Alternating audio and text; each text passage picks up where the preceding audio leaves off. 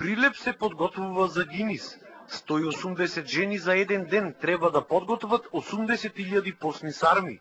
Ќе бидат употребени 800 изелки и 60 кг ориз.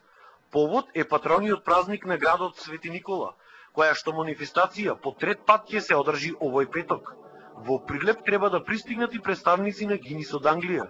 Морам да напоменам дека сармите мора да бидат со посебни димензии, за да го добијат оригиналниот вкус кај оној што ги конзумира и се прават со минијатурни димензии од 10 на 10 мм. Оваа година домаќин кој го дава ручекот во центарот на Прилеп за градската слава е министерот за транспорт и врски Миле Јанакиевски, а в година ќе биде Прилепска пиварница.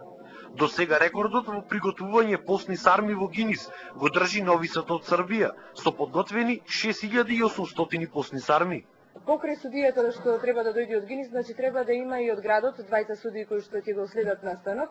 Ги поканивме председателот на основниот суд во Прилеп и проректорот на Универзитетот Свети Климент Охридски. Освен сарми, на менито ќе има 200 кг граф, кој ќе се прави во казани на градскиот плоштад, 50 кг риба и 1 тон вино.